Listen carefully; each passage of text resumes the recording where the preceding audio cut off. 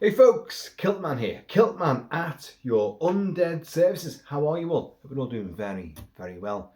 Now, I'm sure you're now very painfully aware, as am I, of this fucking lens flare coming down, bisecting my head. It's almost like, remember The Omen? You know, Jennings, the photographer, David Warner, snaps, paps of various people who are going to meet untimely satanic ends. Their heads will come off, they'll be hanged, all sorts will happen, including himself. And the picture will be like this. I can't help it, folks. It's that in the big Kilty kitchen. The mansion pantry's over there, but the kitchen is where I tend to film stuff. I don't know why. It's kind of ridiculous, I know, but we have a lovely light bulb there with a lampshade. But that light bulb back there, weirdly enough, you can't get a lampshade to fit it. That fixture, again, like everything in the Kilt mansion, is off kilter. It's not right. It's all like, who devised it? The mad Arab Al-Hazred, you know, from H.P. Lovecraft. Did he design this house? Because we have portals, we have spooks, we have all sorts of shit taking place in this house. And you can't even get a lampshade to fit that socket. So, sometimes, look at it now, look at it. How annoying is that? Well, anyway, I guarantee I'll be more annoying than that. Anyway, folks, I hope you're all doing very, very well. I have kind of just got over this horrific bug which took me down for 3 weeks. I mean, my output on the channel was so ridiculously sporadic and random that it just, well, you know, you could have given up on me. I gave up on myself, to be honest, because it was just ridiculous. But we're here, and I feel a damn sight better, although I've been out and had a few more drinky poos than was intended, because people came over to me, hey, Kilt-Man, oh, I haven't seen your dog for a while. My dog died at Christmas time, and oh, really? I thought everyone knew. And I've done plentiful stuff on social media about this and on YouTube, and still people go like, oh, where's your dog? And then you have to go through the whole rigmarole. Anyway, but that's what happened before. So anyway, look, while I was ill, I had loads of things sent to me, which I didn't open until, well, you've seen various unboxings. And then there was an unboxing which I didn't do as, like, you know, hey, I've got no idea what this is. I did an unboxing video a few nights ago, and then I went, oh, there's still this other one over here. And I finished filming, and I ripped the box open, and well, it's here. So there's no big surprises. You can see what it is. So I'm going to discuss it now. Now, this came from Astradyne, your friend and mine. Astradyne, a traveller in time. And that's kind of timely because it looks like Doctor Who's going to get cancelled. I love Doctor Who, or rather, I did love Doctor Who. In whatever time, space, dimension, I loved Doctor Who from the 60s, the 70s, into the 80s, and then the first season of David Tennant. Oh, sorry, let's bring in Chris Eccleston as well. Kind of like that as well. And then, whoa, happened, and it was shit. Utter shit. And the BBC is going like, oh, no, we're not going to cancel it because of the backlash against woke. It's just the figures are down. Dalek down. Exterminate the wokeisms. And Doctor Who is going to be no more. It shouldn't be no more. It should exist, but the agenda, the narrative, good riddance, fuck off. Anyway, we're talking zombies. Now, right, what it is. Astradyne sent me the latest Dark Side tome. Dark Side is the magazine of horror, of all things explicit, graphic, gory, nasty, and great. Been going for decades now. Edited by Alan Brycey. And I would say a good friend of mine. He never writes back to me. He never replies. He has done occasionally, but and they do these big tomes, and I've got most of them now. Amicus, Hammer, British horror, television horror, got all sorts of stuff like. And this one is about zombies. Zombies, yes, they're everywhere. Zombies. It's called Dead Scary. There it is, Dead Scary. Right? Now, normally, and I don't want to do this, but I can't help myself. Rick Melton does all the artwork for the covers and certain features of the Dark Side magazine, and he loves women. Don't we all? Well, a lot of us anyway. Big fucking nipples, big, huge breasty bobs, massively, seductive, curvaceous curves, and and yeah, really, he gets blocked from Facebook showing his artwork all the time. He's great.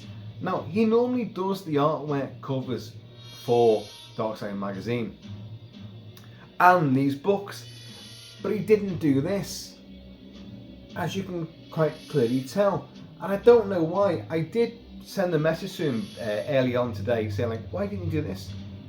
And he hasn't got back to me, but like all my previous lovers, doesn't get back to me. I'm going to tell you who did do this, if I can find it. Right. Oh God. Design, production, and cover. Montage design, Kevin Coward. Right. So, I'm presuming that it's Kevin Coward that's done this. I'm not saying it's it's bad, but I'm just saying it's not in cahoots with the other tomes that they've done and the magazine covers. But it is what it is. And it's about zombies in the movies. The entire slew of zombies. The Dark Side proudly presents Dead Scary, edited by Alan Bryce. The Dark Side Guide to Zombie Movies, and the Dark Side logo is there. So, right, now we all love zombie movies. Now, I'm playing. Now, what I'm doing right now, and I may divulge and dive into different soundtracks, because I've got them all, But I'm playing the Dawn of the Dead, George A. Romero's 78, the opus, the grand guignol, absolute carousel, the carnival of zombie movies, Dawn of the Dead. I'm playing the library music. I've got all of it. I'm not playing all of it right now because it goes on for hours, and but I do love the score.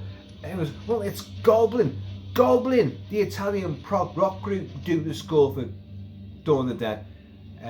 Yeah, they do literally about 7 minutes of score for it, really, yeah. The rest of the movie is scored by library music. George Romero loved library music, and it's fucking excellent. You're hearing it right now. I've got all of it. It goes on for a long time. And you can hear it. This is the bikers, the whole invasion, the bikers into the Monroeville Mall.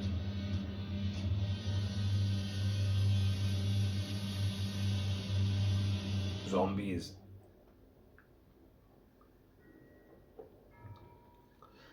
But all this, you buy your Dawn of the Dead soundtracks, the Goblin soundtrack, and then yeah, but it's only after like literally 25 minutes.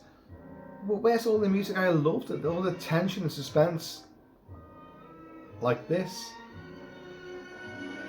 George Romero used music from the Wolf soundtrack library, and there's many different composers, and these were music composed for films and TV shows primarily, and which could be used by anyone. Just buy it and use it and put it in your movie, and that's what Romero did. Did it with Night of the Living Dead as well, which is a fabulous score. And I have reviewed Night of the Living Dead fairly recently, as in the last few months, full in depth, and it's a great score. But Dawn of the Dead is a massive hodgepodge of stuff, just patchwork quilt put together, stitched and embroidered together, and yet it works. Because many of us, I'm 55 years old now, many of us grew up with this movie and we know it inside out. All the different variants of it, of course. You've got the Argento version, which has more of the prog rock goblin stuff, and there's a lot more nasty stuff in it. It's not a better film. The best version of Dawn of the Dead is the original theatrical unrated cut, the US unrated cut. That's the best one, and the score for that is electrifying, and it's got a lot of this. But what he did, he used snippets of some of these bits of TV and movie scores and library tracks. He used snippets, sometimes a lot of it, but sometimes just a few seconds. So you're gonna hear it. You got this. I'm gonna turn it up actually because I fucking love it.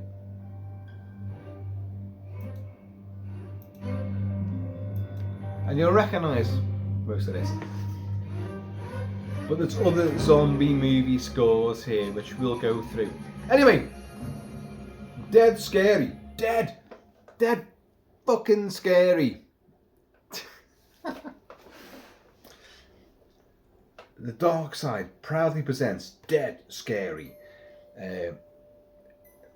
Edited by Alan Bryce. Right, here we go. So we start off with, I'm going to just go through this. Let's see what we come up with. Night of the Living Dead, 1968. George A. Romero broke the mold of zombies. Zombies were not flesh-eating bastards. They were not. They were like the poor unfortunate bastards who've been drugged and put into an early grave and then dug up by their Baron Samedi, their master, who would bring them up and use them to work on the plantations, or if you're a Hammer movie, you work in the Cornish tin mines. But you were the dead, the undead, brought back as slaves. And that is the old, genuine sort of Haitian version of a zombie. The zombies weren't flesh-eating bastards. They were not. They might do evil bidding by their master and strangle someone or push them off a cliff or do whatever. But they weren't devouring people. George Romero, we'll get into the book in a minute. George Romero took on Richard Matheson's excellent novella, I Am Legend, which had the world turned into vampires and only one guy has survived that vampiric plague, and he fights them off horde after horde, night after night. And of course that became the 70s version with Charlton Heston, the Omega Man, and then with Will Smith, I Am Legend, with the original title. And again, none of them actually took, it was vampires to begin with, then it became just mutants for Charlton Heston, and then the Dark Seekers, whatever the hell they were meant to be for I Am Legend. But George Romero took on Matheson's story, and I'm like, hang on, I like this idea of people who are besieged by just an army of the undead, ghouls. Romero didn't call them zombies in Night of the Living Dead, he called them ghouls, and just those things out there.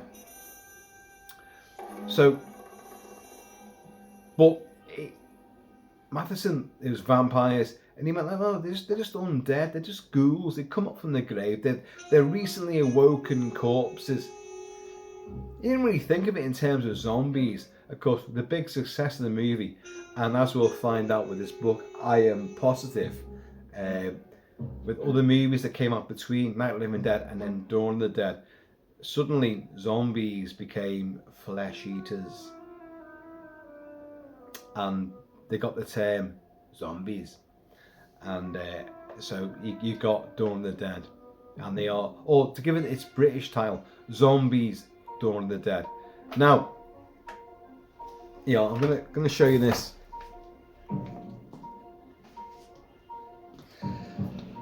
I wanted to put this up in the background, but it's too big and it's too wrapped up. It's too coiled to do it. This is the British quad poster. Can you see? Can you see? I don't know if you can see. Very surrealist.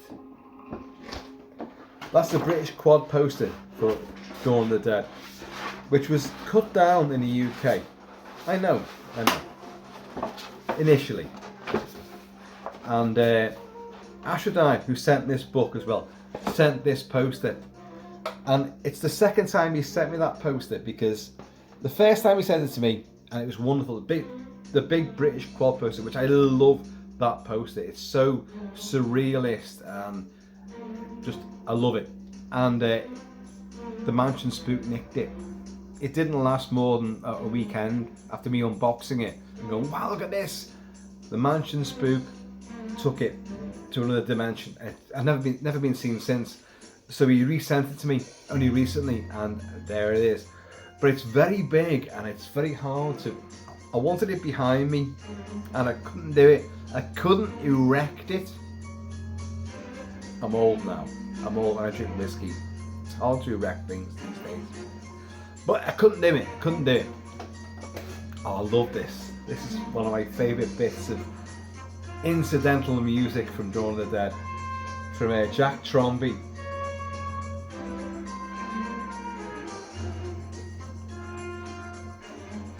Bag it, a track for it, and lighter fluid. And they start smacking zombie heads. Roger and Peter, the SWAT team extraordinaire, double act. So yeah, I would have put that up behind me, but I can't do it because it just will not. I couldn't just rig it up. I'll find a place to put this because I love that image. Anyway, so what are we doing? We're talking about this fucking book, aren't we?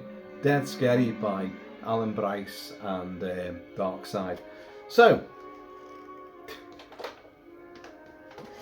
hope you can see what I'm doing, because it looks very dark to me. Right, looks like we're going back. We got a bit of a word of thanks to everyone who's bought this.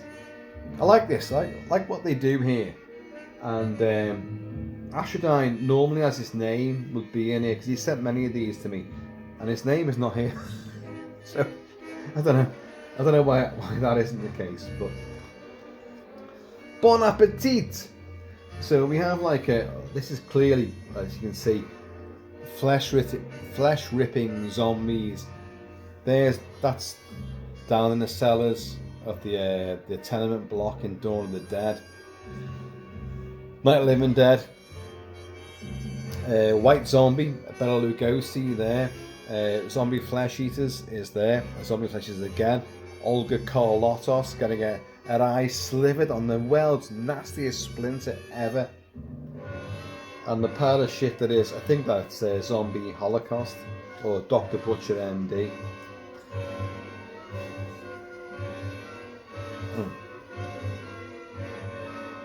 Our first zombie from Day of the Dead. David Emge, who died, 2 years ago, I think it is, as Flyboy Stephen.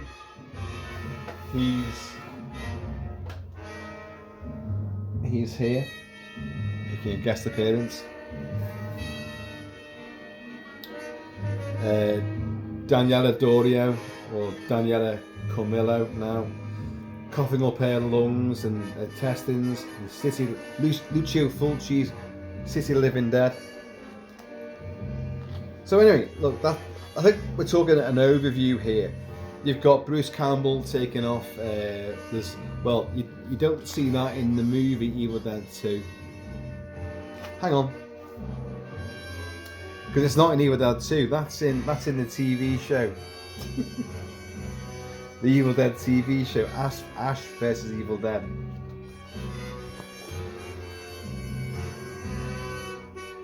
The Living Dead at the Manchester Morgue. A film I've covered a lot. I've covered all these movies a lot, and I absolutely adore that movie. That's probably the most frightening zombie movie that I've seen. I love the Romero stuff, of course I do, but A Night of the Living Dead is outstanding. It's genuinely terrifying. But The Living Dead at Manchester Morgue by George Grau, a Spanish, Italian, German, Polish, fucking everybody got involved. Every country in Europe got involved in this production of this movie, and it was set in the Manchester, but it was filmed in the Peak District. And I have reviewed the movie, but it's fantastic. We'll probably talk more. With these zombie eyes, and then you've got Bela Lugosi as the greatly named Murder Legendre,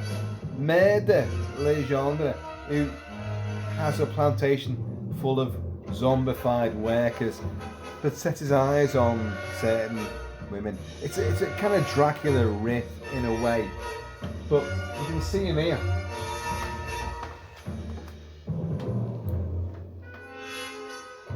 There he is, and this is a very early 1931-32 zombie movie, and it's great. And there's this gang of zombies there. You can see them all. Some of them, they're very piratical and gypsy-like, and they are genuinely scary. You see them like coming down mountainsides and stuff, and our hero will like watch these, and and the heroine, and like, my God, then you've got Bela Lugosi with his mesmers there as Murder Legendre, White Zombie. Actually, there's quite a chapter on this. I should give the names who's done these chapters. Let's do that. Let's try and make a start on that. Barry McCann looks at White Zombie in 1932. I said 31, didn't I? A 1932 pre-code horror film about a young woman's transformation into a zombie at the hands of voodoo master Bela Lugosi.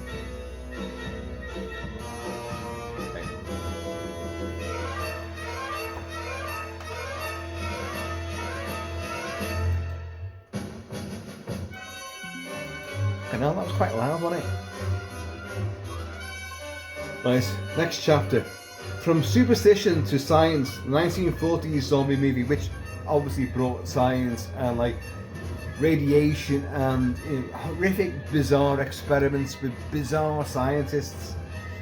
Brian J. Robb explores the rise and fall of the zombie movie from its birth with White Zombie, you just had, through to its 1940s descent into comedy and the revival through science. Yeah, well, you did get comedy as well. Yep, Boris Karloff playing the Ghoul. He played a gangster who got brought back to life again via curses and via vengeance, and he did it a couple of times. There's another one as well, The Walking Dead and the Ghoul. And then you got comedy ones, which I'm sure it's going to be it. Well, you got King of the Zombies. King of the Zombies is up here somewhere. Revenge of the Zombies. There's going to be, I'm sure, The Bowery at Midnight. Bela Lugosi and Voodoo Man. I don't think I've ever seen Voodoo Man. I've got a lot of Lugosi movies. As regular viewers know, I really do sing the praises of Bela Lugosi, whereas pretty much no one else ever does. He fell by the wayside, we know that. He knew he couldn't compete with Boris Karloff, and the studios knew he couldn't compete with Boris Karloff, who just hit everything, hit every note. They acted together in several movies, and they were great together. But Lugosi is massively underrated as an actor. He didn't help himself. I've said it before many times. His Hungarian, he was so Hungarianized that he wouldn't leave that. He wouldn't. I don't need to learn more English. I don't need to improve my acting because I have been on stage. I am Dracula. I am, you know. And no, you can do more because look at Boris. He's doing better than you. Well, I don't need to do that, you know. But it's one of those things. The Living Ghost. I'm sure we get on to it. The Mad Ghoul, yeah. Zombies on Broadway. These are not flesh-ripping, eye-gouging, intestine-gobbling zombies. They just arrive and they're shambling and because they're dead and like they look intimidating. And you're like, oh no, what are they going to do to you? Probably fucking nothing when they get hold of you. Nothing. They may strangle you. Strangulation for the 1930s and 40s was the primary modus operandi of any monster. You know, you're not a knife-wielding homicidal maniac. You might be a zombie, you might have come back from the grave, you might even be a werewolf. But what you're going to do, you're going to, on screen, you grab the throat and you throttle. That's what you do. So it's not exactly terrifying. Well, obviously, if you're on the grips of one of these things, that's going to be pretty scary, isn't it? But The Face of Marble. There you go, I don't know that one. The Face of Marble, what's that? Let's have a little look. John Carradine's in that. Claudia Drake, Robert Shane, Maris Rickson, Willie Best. The Face of Marble. I have no idea what that one is, and there's clearly an image from The Face of Marble. Oh, you may see a bit of woundage there. We won't go into that. Jane Eyre in Haiti. This is Val Lewton, I Walk with a Zombie, which is the Jane Eyre story, just translocated and brought in with a voodoo slant. Voodoo? Hoodoo? You do. And I believe you do it so well. And of course, Val Lewton, very dreamy, very,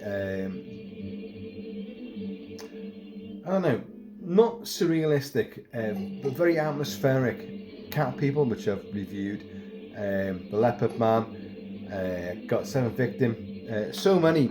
His movies, Cast Cat People as well. So many of his movies, Bedlam. Stop reading them all off, Kilt-Man. Just talk about the fucking film in question. I know. I Walk with a Zombie is very quiet, sedate, haunting, bizarre. And you have the plantation scenes, and you've got I forgot his name now, the black guy who plays the zombie who's facing out, who can bug his eyes out. You'll see him, and I'm sure I'll get his name here. There he is. There he be. Look at this. They encounter him. Scary, and yet they're not threatening zombies. What's his name? I've got to get this guy's name. Darby Jones. God. Normally, I'm getting old and I'm forgetting names and things and all that. I can't help myself. I'm sorry. But it's a great movie. It's not what you expect. There's lots of dreamy shots of beaches and walking out into the surf, but you've got the walks through the plantation, and then you're going to meet the likes of, you know, Darby Jones, and you've got voodoo drums in the background, and it definitely does sow the seed of like pure magical voodoo ritual. And it's frightening. But it's a great sort of doomed romance story. So it is Jane Eyre, but just done with zombies. Look at that. There's a great poster for it. I Walk with a Zombie.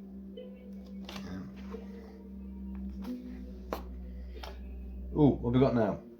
The Cornish Living Dead. That's Hammer. That's this guy. I've done videos on my favourite zombies, and this guy was right up there. Right up there. Hammer did their Cornish tin mine zombie thing. These were not flesh ripping zombies, but they were still murderous zombies. And you had Jacqueline Pearce from Blake 7, of course, Severan, and she was in the Reptile for Hammer as well.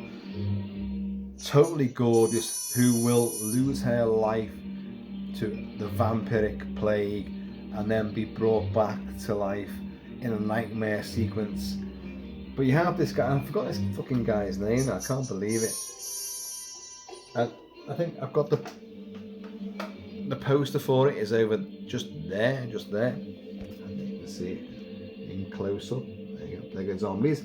This was the double bills that Hammer were doing in the 60s, and filmed concurrently. This was filmed in the same sets at Bray with the Reptile, again starring Jacqueline Pearce, and all the same cast. They were all in the same movies. It was their cost-cutting exercise. Like, let's do double bills and put them out. We'll film them concurrently on the same set and then bunch them out. So it was Dracula, Prince of Darkness, and Rasputin, the Mad Monk, and it was the Reptile and Plague of the Zombies. And it's wonderful. Andre Morel, he was the Van Helsing type character, the Doctor who comes in, but oh look, there you go. It's what's his name? Dave Harris, John Harris. Can't get his name right. Ben Harris. There he is. Look at him. When it's like the carved out ping pong ball eyes, the little pin dots in them, carrying the body, and that's our friend here, Ben Harris. And he unleashes the dead body from a satanic mine above a hill, and he unleashed this cackle from beyond the grave, this unearthly, horrendous, shrieking cackle, as he throws her body down, and then you get the nightmare sequence. You get Jacqueline Pearce wakes up in her coffin and her eyes open, and she decays straight away, and then rises, and all the zombies converge, and it's such. I've got the music. In fact, I've got the fucking mug as well. There you go. It's all like, it's Hammer doing what Hammer does. Hammer hates aristocracy, hates, the people who've got money, the wealthy. Many of the movies are like that. I'll come back to all this, but that's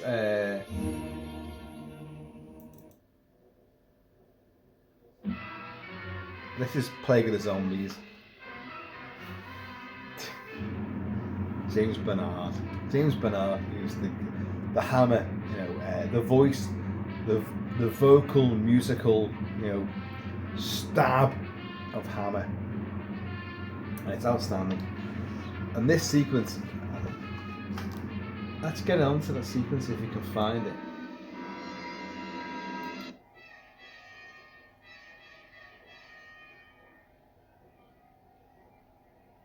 This is it.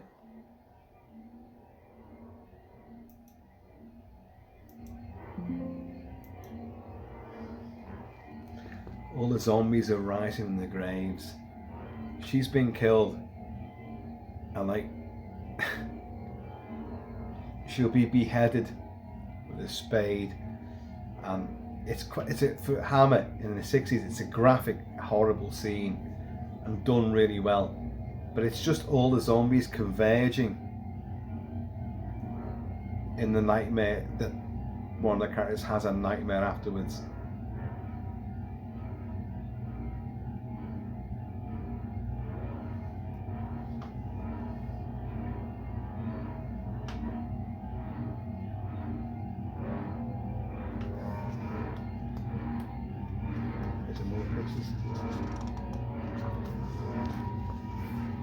It's this sequence. There's Ben Harris again. Obviously, they put loads of pictures in because he's the signature of this movie. Signature zombie. Who's there? Michael Ripper! Michael Ripper, the stalwart of Hammer. Hammer's back now. John L. Gore is doing lots of Hammer movies now. Well, okay. Hammer's been coming back for the last 20, 30 years. And there is a movie that they're making right now about the Wendigo. The Wendigo, yeah. With Liam Hemsworth, or is it Luke Hemsworth? It's one of the Hemsworth boys anyway, right now. But who is going to be the Michael Ripper character? You need Michael Ripper. Always a bartender, always, he's a shepherd, he's a policeman, he's whatever. He's a drunkard. He's always there, or a sergeant in the army. He's always there. But yeah, and it's all satanic and very occult ridden. It's a Cornish marquis, a lord, of the manor, who's been around the world and learns the art of voodoo from Haitian and Jamaican witch doctors, and then brought it back to Cornwall. Well, okay, I can use that curse. I can kill you, and you, and then dig you up when you're going to work in my tin mines. And that's what he does. It's British colonialism again, writ large. Director of the Dead. Well, clearly, as you can see, who's in there, right in the middle of the throng of zombie clutching hands, and if you're a zombie, have you got any teeth left? The more you gnaw on bones and stuff, like, you're gonna lose all your teeth. You're gonna become gummy, aren't you? Gummy zombies. Oh, why do Romero zombies bleed? They're fucking dead. I've said this how many times now? This is the zombies working in the tin mines. If you bleeding, that means blood's flowing through your veins. Yeah? Okay, we're agree on that. So if blood's flowing through your veins, that does mean that your heart is pumping. If your heart's pumping, that means your lungs are working as well to add oxygen to make your heart and all your arteries work. And if they're all working, you're not dead! You're not fucking dead, are you? So, it's ridiculous.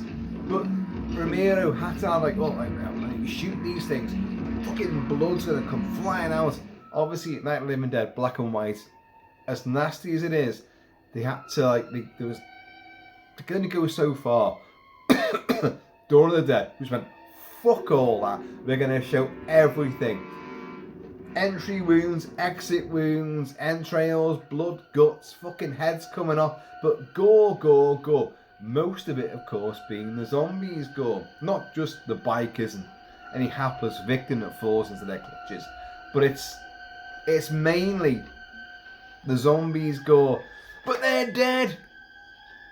But hey, what does it matter? I mean, they're still shuffling around, which means they've got motor action, muscle action. So, they're not dead. Oh look, there's the British quad poster, which is where is it? Oh, it's here. Did I show you before? I wish that was behind me right now, but I just can't do it. Night of the Living Dead, 68. Awesome. Dawn of the Dead. Let's get back onto that. In fact, let's play. This is the score, the vinyl score, to Night of the Living Dead 68, and it's a wonderful score. Romero, as I said before, used library tracks a lot, which he does in this as well. But it's such a a great combination of library tracks and original scoring. Listen to it. It's truly wonderful. So, Dawn of the Dead, Day of the Dead, again, Savini, Day of the Dead, Dawn of the Dead, and Land of the Dead. Outstanding. Some of these guys, in fact, all three of these guys are friends of mine on Facebook. Hey, name dropper. I didn't mention their names, but they are heroes from Day of the Dead. And there's Bob,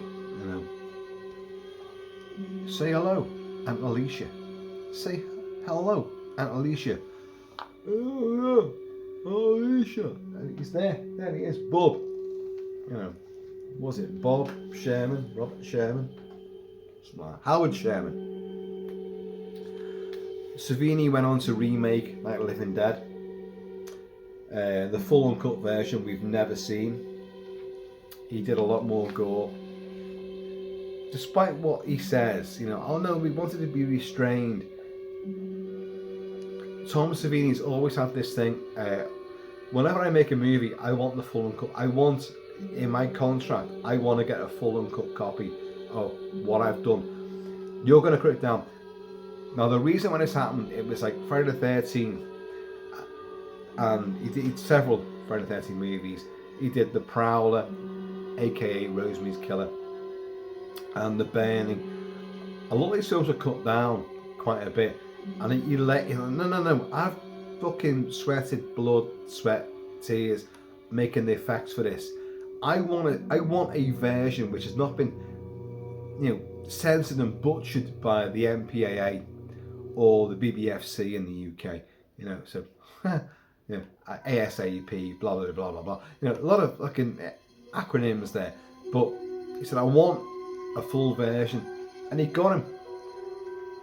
Why is it in this day and age we still can't get a full uncut version with all the extra scenes from likes of Day of the Dead, The Prowler, Rosemary's Killer, Friday the 13th, Friday the 13th Part 3 and 4 especially, and so many more of his movies, and Night of the Living Dead, his own remake of Night of the Living Dead. And it's a great movie. It does a few twists and turns, which in an age where we hate and loathe remakes, we're going to do a twist on this, and all they do is make it woke. But he actually turned characters around, and it still worked brilliantly. They're coming for you. Look, there comes one of them now. Barbara and brother. And why can't we get them? And there is Night of the Living Dead. Bill Hinsman, the first zombie we ever see in the flesh-eating zombie cycle, done by George Romero, of course. In the cemetery, the ring lights massively warped that out, but there he is.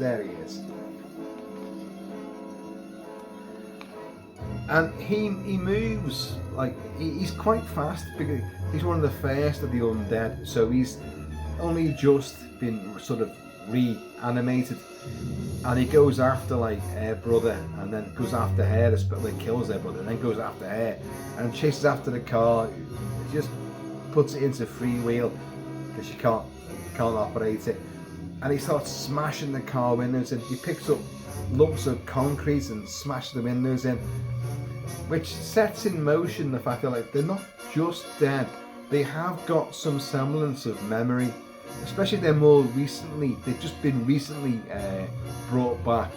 They've got motor memories. Romero never really brings this to the fore, but doesn't discuss the mechanics of it all. But you kind of get the impression, look, they can still remember things. The Walking Dead, which I'm sure is going to be in here, Frank Darabont and Robert Kurtzman and oh god, what's his name? Special effects guy who worked for George Romero on Day of the Dead and Land of the Dead. God, I forget his name now. But great guy. They explored the reawakening of you've just died and then you come back to life in The Walking Dead. And my God, it was genuinely affecting when they kind of woke up again. It was I think it was season 2. You had the head sequence, and then suddenly, you know, whatever her name is, just died, or her sister died, and then woke up and like saw the world anew, but with dead eyes, and looked with wonder, and you were like, oh my God, it's almost beatific. And then suddenly, you know, the eyes became, I'm hungry, ah! But it's my sister, I love this person, I can't, bang, you know. It was brilliant. So what we're saying is, like, I think Romero did begin, we showed it in Night of the Living Dead, but certainly in Dawn, that they could pick up weapons and use them as such, pick up tools and think and remember where things are. I mean, Flyboy, he's here somewhere, knows where our heroes are holed up, so he leads them to, you know, our beleaguered last couple of humans. Landmark of the Living Dead. The video nasty classic The Living Dead at the Manchester Morgue taught audiences that Spanish zombies are an even tougher beast than their more famous American counterparts, as Callum Waddell discovers.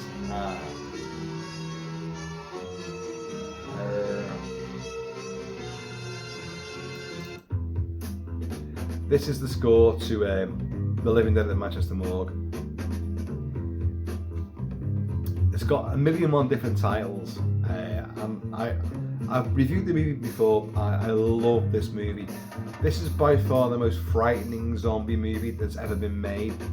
You have Guthrie the Loon, who was like a vagrant, a tramp, with blazing red eyes, who comes back from the grave. There's his eyes, there he is. Ultra cadaverish, and he attacks Christine Galvo, and you got oh no, what's the guy's name? I always forget the guy's name. It's his anglicised name. Ray Lovelock. It was the corpses. You've got the great, you know, Academy fucking superstar Arthur Kennedy playing an ultra right-wing copper, Irish copper, who's like, you know, these hippies, they're doing death cults, they're killing coppers, it's them, and it's not them at all. It's this parasite killing device that the Ministry of Agriculture are using on the crops to kill pests. But it has an adverse effect on the recently dead. It brings them back to life. So Guthrie the Loon, who was a vagrant, who hanged himself but was found in a river, and he's wandering around with a rope around his neck, and he's waterlogged, but he's the undead, and these fuckers will eat you. This came out in 1974, and it's very clearly inspired by Romero's Night of the Living Dead. But my God, with Gianetto de Rossi's effects, this goes to the nth degree. Intestines are unspooled and eaten, eyeballs are burst, breasts are ripped off, stringy latex and all that, axes in heads, and all. It's fucking nasty, and it was a video nasty. I've said before in many videos, I was present when this was taken off the shelves in 2 video stores during the 80s. Mainly the one exclusively Beta, as in Betamax, on Poulton Road. My mate Steve owned, well, he didn't own it, but he was in charge of it all day long.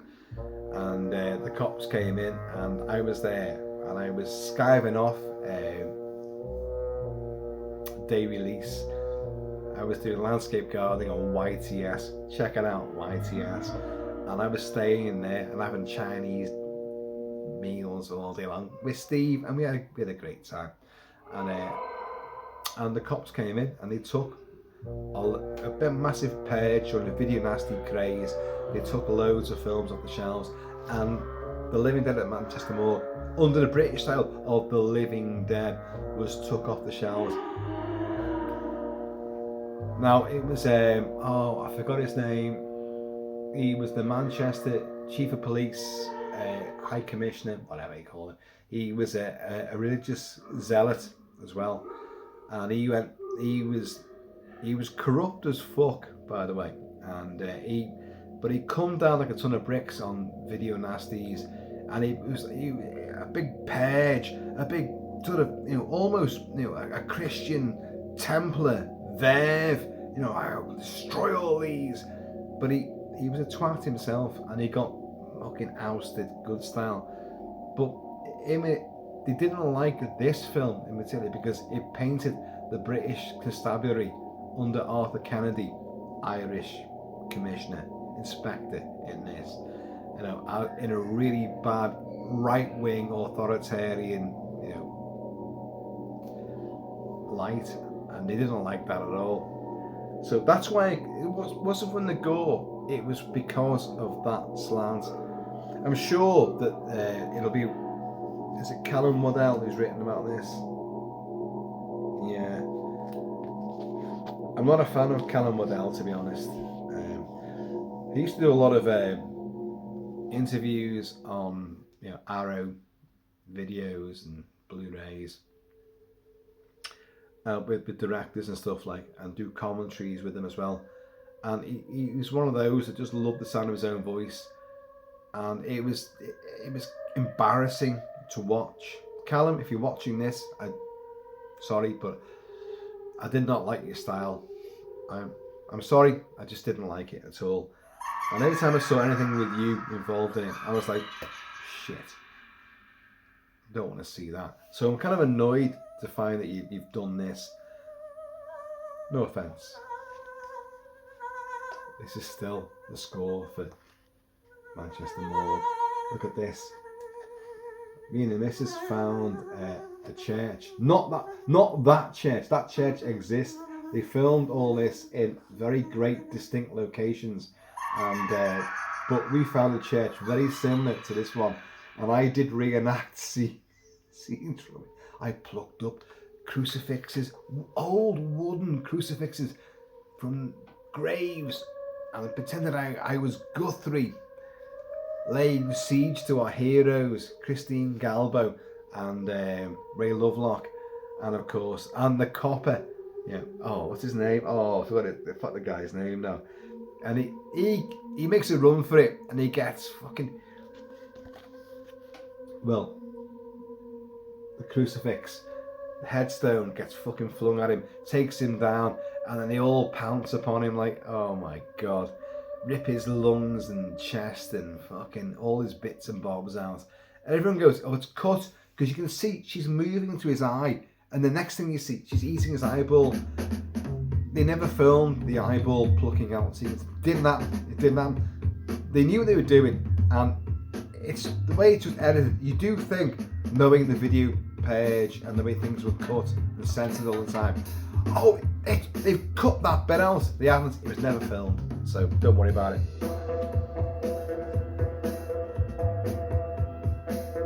George Grau made this movie.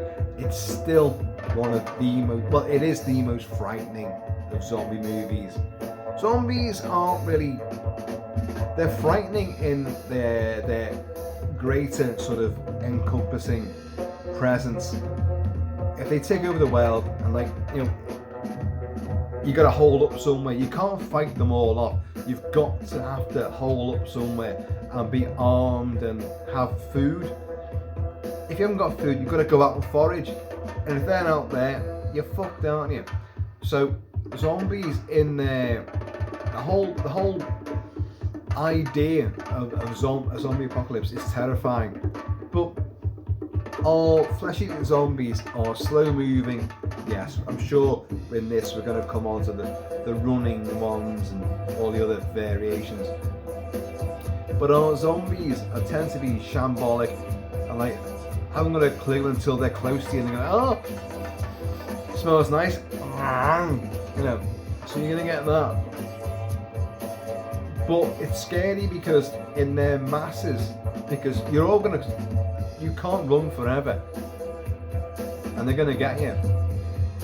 And even if you survive, because they get hold of you, what's gonna happen to you? You're gonna be devoured whilst you're alive. Oh, brilliant! But if you happen to survive a bite because of whatever happens, and they move off, and you're wounded, you're going to become one of them. Regardless, you're going to become one of them. So it's just, there's no... What's terrifying about the Romero zombie apocalypse is it's just, there's no way out of it. And The Walking Dead, same thing. So, there's quite a bit on Manchester Morgue. And I do love the movie, so I will read that, despite what I said about Callum Waddell.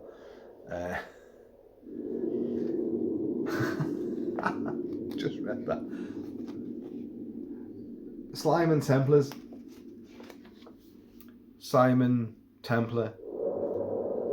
Which was, oh Christ, Roger Moore and then Ian Ogilvy. The Saint Simon Templar. Slime and Templars, and these guys are the not conquistadors. We're going to come to that, I'm sure. These are the what they called the Knights Templar, who've been cast and come back, and they're blind. And if you look over here, they're cowled and they have goatee beards on their skeletal faces. And my young protege, Mr. Kentucky Fudge, has actually adopted the look. You thought he was some kind of Islamist, ISIS terrorist. No. He's got the little goatee beard of, I don't know if you can see that, of the Knights Templar zombies who were blind. They had their eyes poked out. This was a series of films by Anando Osorio. Zombies, mummies, fascists, equestrian, they ride horses, equestrian occultists, all of the above. John Martin, who's great, heralds the fantastical misadventures of the horrors, heretical horsemen in the Blind Dead films of Armando de Osorio. Now these are great movies. There's a cycle of these. The first one is the best, although you've got interesting entries later in the series as well. And they're reasonably gory, but they're very atmospheric. These fuckers are blind, but they can hear you and they can move with super stealth. They can pick up and they ride horses with their skeletal faces and their cowled hoods and robes and all that. And it's such a bizarre image. It's wonderful. I should be showing the book, shouldn't I?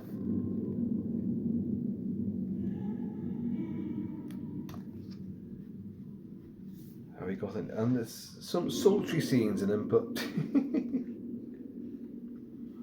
I'm not a huge fan of some of the later entries, I'll be honest, but they've all got their moments without a doubt. There's one, the Seagulls, and the one with the galleon of, I forgot what they're all called. I genuinely have. There's a big box set, which I've not got, by the way. I've got the first 2 movies on Blue, but I haven't got the full set. I should do it, really. Should do it. They all look amazing. Steaming, smoke and fog and all that. And these things are rising and they're gonna catch you. They are like the undead version, the blind undead version of Jason Voorhees or Michael Myers. They may move slowly, but no matter where you go, no matter where you hole up and hide, they're going to find you. They can hear you and they want you. They're going to get you. Simple as. And they do look amazing as well, with their skeletal faces wrapped up in these cowls. Death Dreams and Dead Things. This is Death Dream. John Towson looks back at Children Shouldn't Play with Dead Things and Death Dream, 2 underrated zombie movies from Canadian director Bob Clark. Bob Clark, who did Porky's? Am I right? I think I'm right. And you have like a Vietnam veteran coming back, and he's actually dead. and he meets his family, meets and eats his family. And you have children who do dead things, which is quite a bizarre movie. Sorry, this is still Manchester Morgue.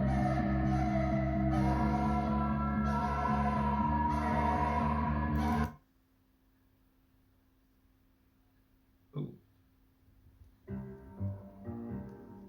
This is again the library music from Dawn of the Dead. Nice makeup effects. Very primitive, very vintage.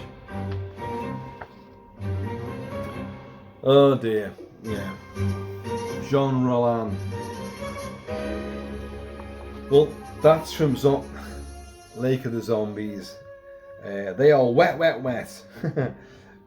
But they can battle sharks and guard shipwrecks. Alan Bryce, it's Brycey himself, dives into an appreciation of the drippiest members of the living dead. Now, with this sort of genre, you had Shockwaves with Peter Cushing, Shockwaves, experimental, Nazi zombies underwater who can rise from the tropical depths, and in lakes, of course, which is Jean Roland's really dreamy, somnambulistic, boring as fuck zombies lake, which really is crap. It's not worth watching at all. But let's just look. In fact, even Shockwaves isn't that good. It benefits from having Peter Cushing in it, and it benefits from having like really sort of great visuals, and these Nazi soldiers with these bizarre goggles on. But it's not great. But I don't want to go. I knew he was going to come to this. Zombie flesh eaters, Lucio Fulci. You've got a zombie fighting a tiger shark, yes. And I've discussed this movie, done a commentary for it. I've done a lot for this movie. And you have one of the zombies here, right there. Where am I? Conquistador. I don't really want to go too much into that because quite correctly, we've come on to the guy himself. The godfather of zombie gore. The pasta master of undead excess was on fierce form during one of his final interviews, as related by John Martin. John Martin did I think a previous chapter there, has covered a lot of Italian splatter and all the auteurs and all that. I've interviewed, who did I interview?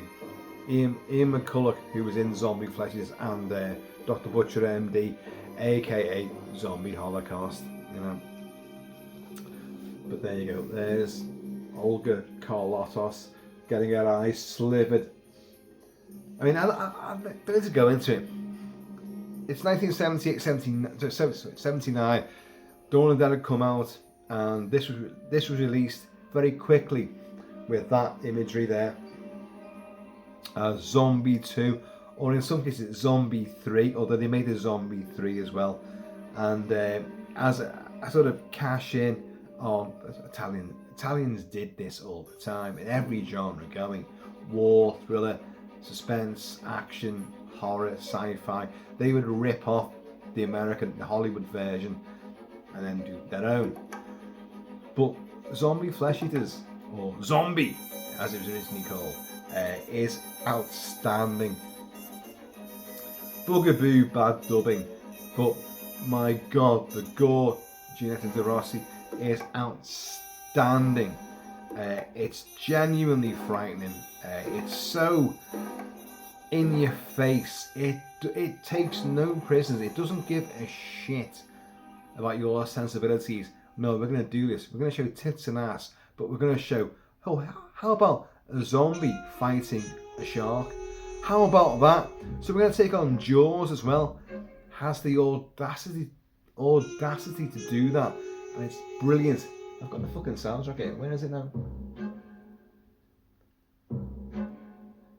Where is it?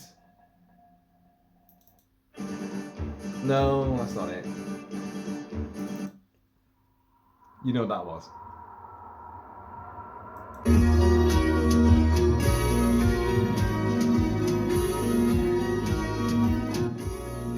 Okay, that came out super loud.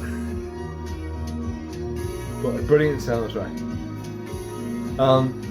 Outstanding gore. It just, it just spits gouts. They horrible looking zombies, really looking nasty, decrepit, evil, fucking vile things, and like they're ripping into people, taking out livers and spleens, and like, oh god. But it's the throat rippings and the sheer gouts of blood, fountains of claret. God almighty. And Oretta Gay. Oh god. So you got Olga Carlotta, who's lovely and gets bitty bombs out as well. And she has the eyeball splintering sequence. You got to think to yourself, how does a fucking zombie think like, oh, okay, it's a set piece. Smashes through the air. She's already retreated after having a gratuitous shower sequence. Retreated into the bedroom and like tries to barricade the door, and a zombie hand smashes through and fucking grabs her hair like and drags it towards this horrendous splinter, and like slowly towards it. The zombies just want to eat. They haven't got like a modus operandi to like, I'm gonna drag you onto this. And she could move her head and do all sorts, She could do whatever she wants. She could use her hands and break the splinter off. Doesn't do it. No. Just go. And it goes in, and it goes in, and goes in, and you're like, it's gonna cut any second, and it doesn't cut away. Yeah, we don't need that. That's too relaxed.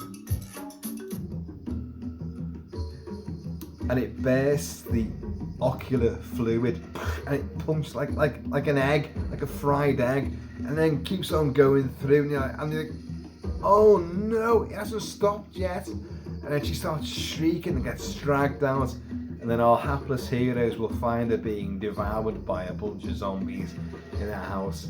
Her legs are missing, her bits are pulled out, and it's tremendous. But then you've got like there's the underwater zombie, then you can see him there. There he is. And she comes up. There was a man down there. And if he fights this tiger shark that's been fed and sedated, and if you look, I've said this many times, those teeth are filed down. I will not hear anything otherwise than that. Those teeth, you see close with his teeth, it's going like, where's his fucking teeth? The tiger shark, where's his teeth? They're filed down. I've said this many times, don't agree with it. It rushed the boat they were filming on. Little diminutive Lucio Fulci, the gnome of gore, the pastor godfather of gore, whatever they called him before. He actually took over. You're not filming this right, in Italian, he said, and he took over controls of the camera boat and actually rammed the boat where the cast were on and capsized his own boat, and it had to be rescued. Fucking idiot! There's a shark in the water now. Fucking idiot! Fucking little idiot! But he'll be in this a lot more because he did a lot of undead zombie stuff. Oh look, there is the remains of Olga Carlotta, and all a little family of zombies all chowing down. Fucking horrendous. Oh, there's Oretta Gay getting her throat bit out by that guy there. Ian McCulloch interviewed him. Hear him talking now. British actor. Doctor, you gotta be joking. That's kid stuff. I mean, The sirens. it was just plain superstitious horseshit. Basically, it's a mixture of If I think on, I'll try and find a link to the interview I did with him for AV Forums many years ago about the Blu-ray release of Zombie Flesh Eaters. So I'll put that in if I can find it. Oh, so it does go on to City of the Living Dead, and which Catherine, what's her name? Catherine McCulloch do with Is it voodoo. Catherine McCulloch? Oh, I forgot her Evil name. witch doctor creates these Whatever her name is. zombies, but I'm sure She gets buried alive. there's an actual explanation. One of my heroes of B movies, Christopher George from Grizzly, you know, and oh god, Kampuchea Express, and so many other movies like The Exterminator, and he realises she's alive. You can hear her. She's been buried alive, and he swings a pickaxe to open up the grave. He swings a pickaxe into a coffin,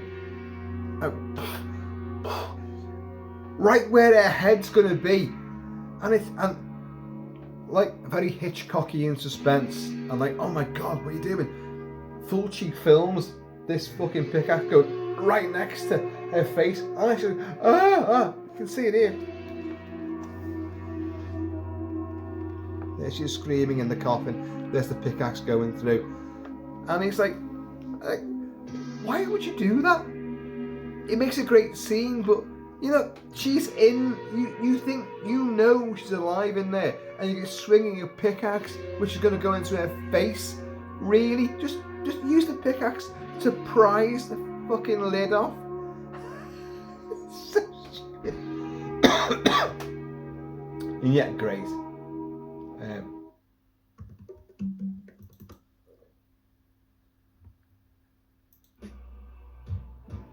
And this is City Living Dead right now, which is that one. The Undead, it's a priest commits suicide in the town of Dunwich, you know, obviously HP, is it HP Lovecraft or is it Edgar Allan Poe? No, it's Lovecraft, isn't it? And by committing suicide, he opens the gates of hell, and suddenly people start vomiting and the sum total of their intestines out of their mouth, which is this sequence here. And it's Daniela Dorio, or Daniela Cormio as her name is now, another friend of mine on Facebook, who I've actually interviewed as well, and she's in so many Lucio Fulci movies, always having a horrible demise. None worse. I mean, that's pretty bad. She vomits up everything from her internal organs, which is ghastly beyond belief. But in New York Ripper, no zombies. She's nude and sliced to bits. Nipples getting sliced into, eyeballs getting sliced with the razor blades, and it's horrific beyond belief. But that's another discussion.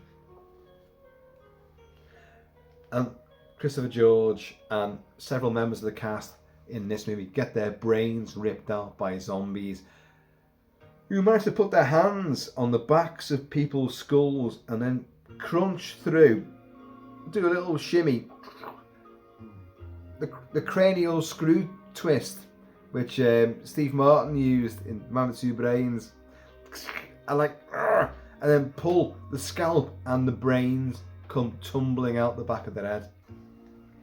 They're super strong zombies. That's some grip to do that. But I like the way that our hero is Christopher George, or so you think. And look at his brains ripped out as well. When you least expect, you're like, what the fuck? Hey. And the film ends with such a bizarre, well, you know it, an absolutely bizarre, makes no sense ending. You think you saved the day. There's Christopher George getting his brains ripped out. Look, you can see, kind of painful. You know. I've not put the soundtrack onto the next one, which would be, there's two. There's The Beyond and there's House by the Cemetery. I've got both soundtracks, but I've not put them on. There is Daniela Dorio again, House by the Cemetery, with the huge knife through the back of her head and out through her mouth. She did not suffer for her art. Incredibly gorgeous woman, and my God, no need.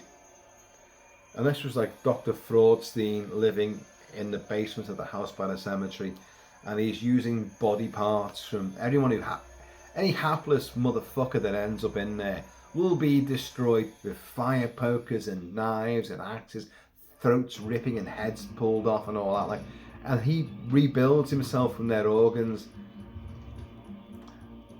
I would give it up. He looks atrocious. He looks ridiculous. He does wear the frock coat which you would associate with the original Nosferatu. It's a very similar frock coat. I'm sure that's why they did it. But you have annoying kids in it as well.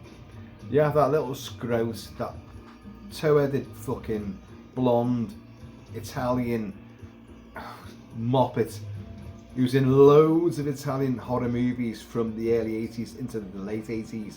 He's in loads of these motherfucking things. And is he here? He's got to be here somewhere, I'm sure he is. Well, he's being cradled there. You know, oh no, Bob! His name's Bob. He's in so many of these movies and he's such an annoying little shit. But we move on to the Beyond, which, Fulci-wise, Flesh Eaters is my favourite without any shadow of a doubt. The Beyond is next. I'm never too sure about City or House, which house you know, what's it called? House by the Cemetery. I fucking couldn't remember it then. Which one of those two I prefer? It could be City. I don't know. But by far the best two are the Beyond and Zombie Flesh Eaters. And the Beyond, of course, is they've got a hotel built in Georgia, over one of the 7 gates of hell, and by Lovecraftian geometry, they're linked to hospitals and portals of hell, basically. And zombies will come back, and people get possessed, and there's demon spiders that do the most horrendous things to the librarian. They pull his tongue out and bite through his tongue in close up. They pull his eyeball out. They bite through his face, and that's fucking horrendous. And there's real spiders involved, and some really fake pipe cleaner spiders. But it doesn't matter. It's bloody horrible, regardless. And it's all based on a warlock. That guy there, who, if you watch the original version, it's in sepia. It's sepia tinted, so it's all yellowy. And the witch finders, the villagers, find him, and they crucify him to a wall. And protracted banging of nails into his wrists. They beat him, they chain whip him, and they pour acid over him, and they melt the poor fucker. But his curse comes back to haunt the Enclave. A young girl gets her head blown apart. A blind girl ripping off Dario Argento with Suspiria, where the guide dog takes out the blind penis because it's under the influence of the witches. Her dog becomes possessed, and it's called Willie. It's like, get them, Willie, get them, Willie, save me. And it's, oh God, it's taking out zombies in her house, and then in the end, when she thinks it's okay, it tears her own throat out. But David Warbeck, the last hunter, David Warbeck, who could have been Bond, he ends up with, what's her name? I forgot her bloody name again. Catherine McCall, or Catriona McCall. It's Catherine or Catriona. The two of them escape from all the plague of the zombies and end up in a painting you've seen earlier on of like this hellish landscape of desiccated corpses, and their eyes turn over. Black eyes roll over white. Oh, the ocean turns red, that horrible high-pitched screaming and hollering, It's brilliant. It's a brilliant movie. It's so off its box. There is Ian McCulloch. So what's this then? Defeater of the Dead. Ian McCulloch never assumed that taking on a role in a small Italian 1979 horror movie would help to define his career. But who could ever have foreseen that Zombie Flesh Eaters would be the perfect mix of plasma and popcorn pulp? Here he chats with Callum Waddell about it. Okay. I'm presuming some of these are older interviews. I don't know, but anyway. So it's zombie flesh eaters again. Yeah, I've talked about this. I've shown you all. You've got the cameo appearance by the diminutive pygmy of Italian gore, Lucio Fulci himself, playing the editor of the paper, which Ian McCulloch works for. Don't take advantage of the fact that your father bought the paper. Overdubbed. And contamination. So this is a big thing with Ian McCulloch. He did a few. Shit. I'll put that link to an interview I did with him. A crowd of human larvae. The zombie apocalypse will not be televised, nor will it be live. It will be randomly spliced together by Bruno Mattei. This just in from John Martin. Zombie creeping flesh, is not great, and it's again. Look, I'm not going to linger on some of these things, mainly because they're absolute rip-offs of Romero stuff. That's stone cold. Oh. And creeping flesh, especially because in Dawn of the Dead you had Roger and Peter, Scottish Raniger and Ken Furry playing SWAT team extraordinaire superheroes in their sort of dark blue or navy blue combat fatigues. So they had a team of SWAT guys or special forces guys who look fucking ridiculous. Drive around in the Jeep. They've got big, massive, stupid, billowing, stupid hair. Ridiculous. And they're wearing these blue fatigues with blue, duck caps and all that. Beak caps. The fuck, they look absolutely ridiculous. There's plentiful gore, bit of nudity. It's not very good. People that love this movie, I know they do, but I'm not a massive fan. And the eye bursting sequence there, you can see there. It's shit, to be honest. I'm not a fan of it at all. And it rips off Dawn of the Dead so chronically. And then Zombie 3 there, and Zombie 4, we won't go into that. Island of the Living Dead, I'm not sure that is actually. I'm not sure that is. This is Bruno Mattei's Island of the Living Dead. Is that another name for a film I have seen? I don't know. I don't recognise any of the fucking scenes from that. But then again, it could be anything. Oh look, someone's being pounced on and ripped apart. I don't know. Sieg Heil! Jack Boot of the Living Dead. Mickey Lewis. Mickey takes a look at the Nazi zombie movie genre, and yes, he does mention the gore. Good.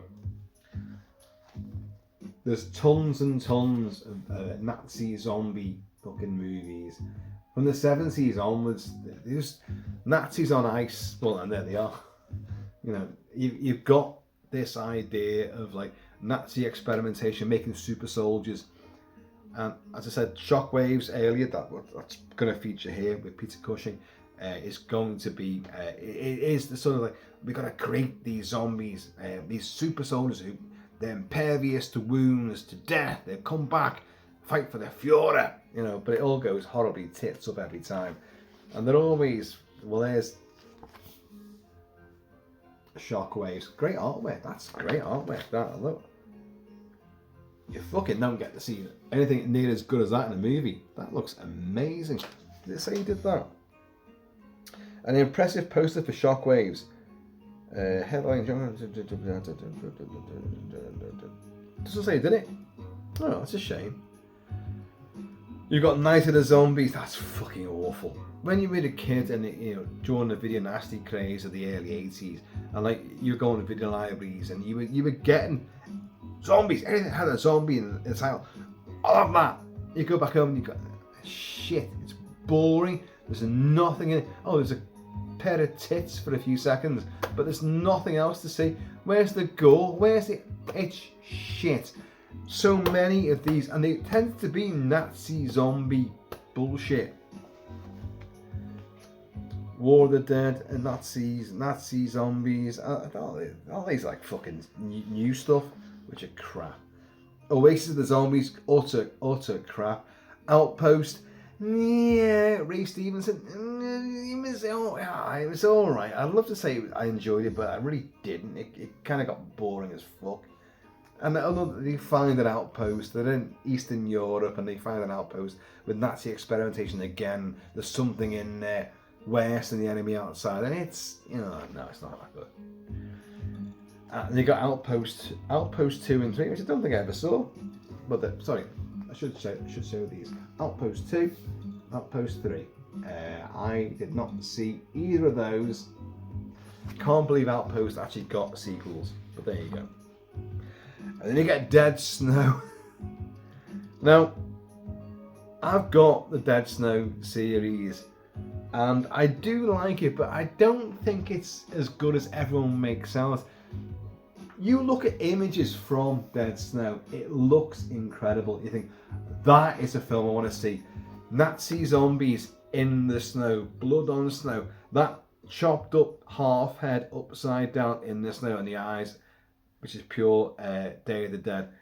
You're like, wow, looks fucking amazing. But it's, well, there you go. I said upside down, didn't I? I didn't mean that. There you go. It's all right. It's not great. The gore's interesting, and it's not boring, put it that way. But it doesn't really fucking do anything amazing. But everyone loves it. I know. And you've got, what else have you got here? Frankenstein's Army. I don't think I've ever seen that. Frankenstein's Army. So it's going to be again. Then you can see stuff there. There's gory bits. Someone's lost an arm. That top corner there. And zombie Nazi fatigues. And whatever. Overlord with Kurt Russell's son, Wyatt Russell. It was okay. And that guy, I forgot his name now. Oh, it should say here actually. He plays the big bad guy. The Nazi, I forgot his name. Well, I can't see him, so I'm not sure what his name is, but he's a good actor. But no, doesn't come up with it without reading it all. But anyway, Overlord is okay. It's okay. Listen, folks, I'm thirsty as fuck, so I've had loads of whiskey, so I don't need any more alcohol. I'm just gonna fill this up with warmer tea. It won't be hot, it'll be warmer.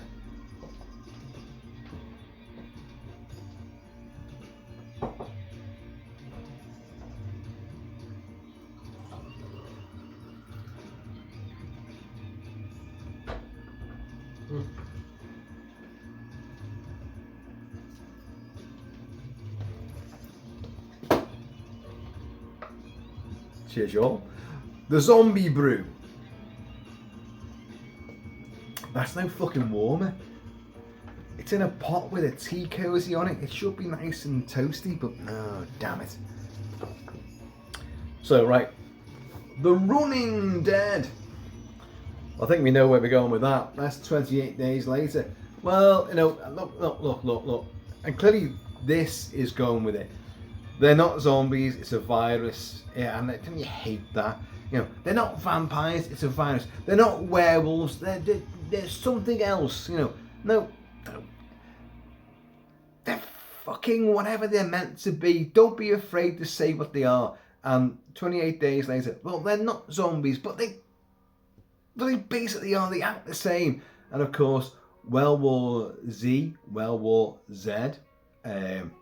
based on the book. I'm sure that's going to be in here as well. Oh, maybe it is, maybe it isn't. And they run fast as well. In the book, they are zombies. Hence, World War Z or Z, depending on what country you're in, how you pronounce it. They're zombies. But in the movie with Brad Pitt, no, they're just infected. Fuck off. Just say it. Even The Walking Dead couldn't come up with the word zombie.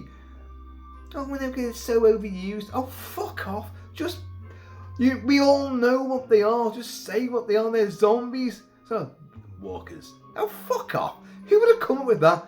Zombies. They're fucking zombies. Anyway, The Running Dead. John Hamilton looks back at 28 days later and 28 weeks later. British zombie movies that were all the rage. It was the rage virus. Oh my god. Alex Garland's and Mike. It is a brilliant movie. And Cillian Murphy, before anyone knew what the hell he was, like, wakes up from a coma and the capital is festooned with running, rage-filled, violent bastards who will just what did he do? They beat the shit out of you. You know, they don't eat you, but and they will keep on coming even when they're on fire. You see that there? Famous image, of course.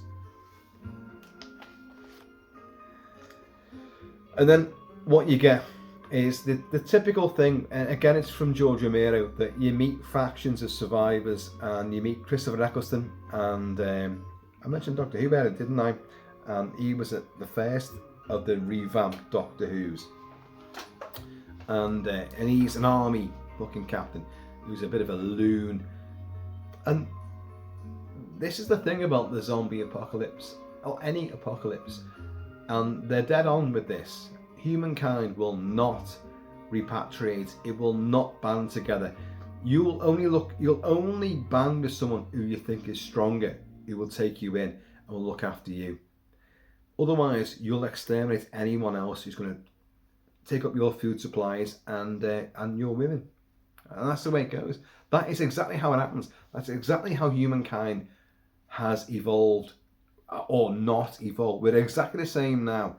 Oh, we dress it up with society and civilization. Oh, fuck off. It's absolute shite. I've talked about that. You guys know. And I'm sure I'll talk about it again. But 28 days later and 28 weeks later are both outstanding films. Robert Carlyle's Run, when the zombies, with the plague, the infected, are going to take his family out, and he runs and they're chasing after him and he deserts his family, is still one of the most electrifying moments in any horror cinema at all. You've got Jeremy Renner as a Special Forces sniper as well in London in 28 weeks later. And you've got the fucking helicopter. Oh, let's just tip the bird up and use the ropes and just take out hundreds and hundreds. There's a scene you always... Why isn't he using that plane?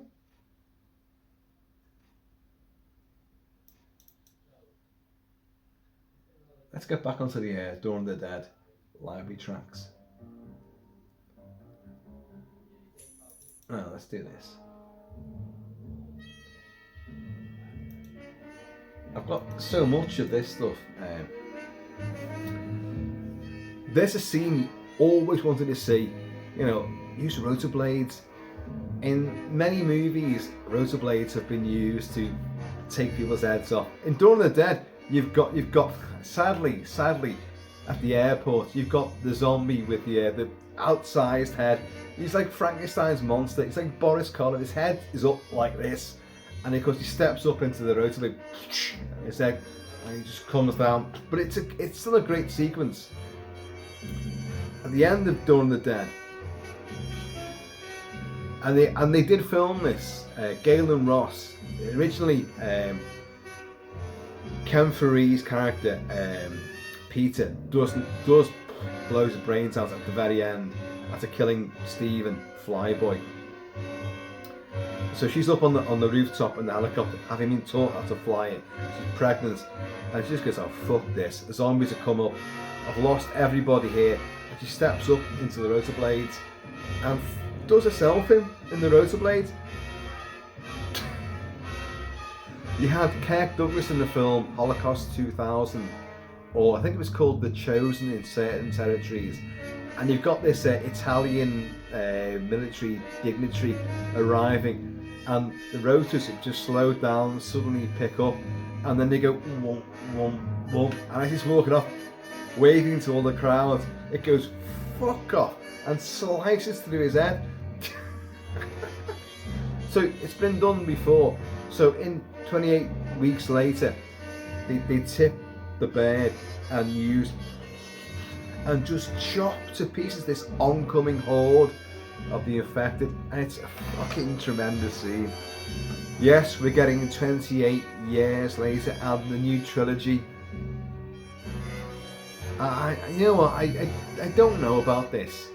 I love the first two movies, I genuinely do, and but I don't know. When exactly are you going to go with this?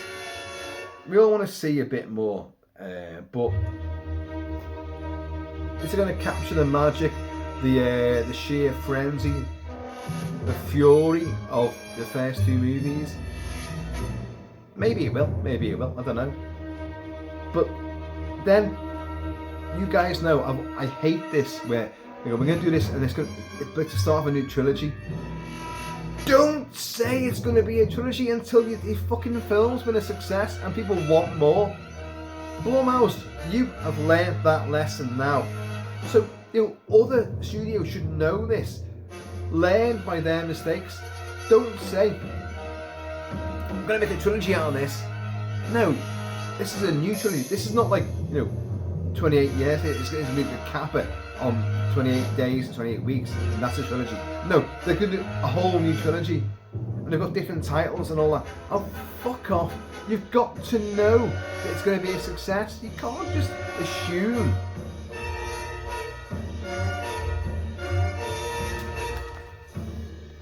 There is the helicopter scene. They all coming over the hilltop. Yeah.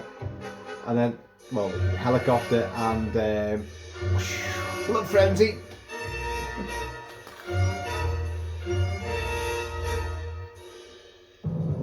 You know what that sequence is?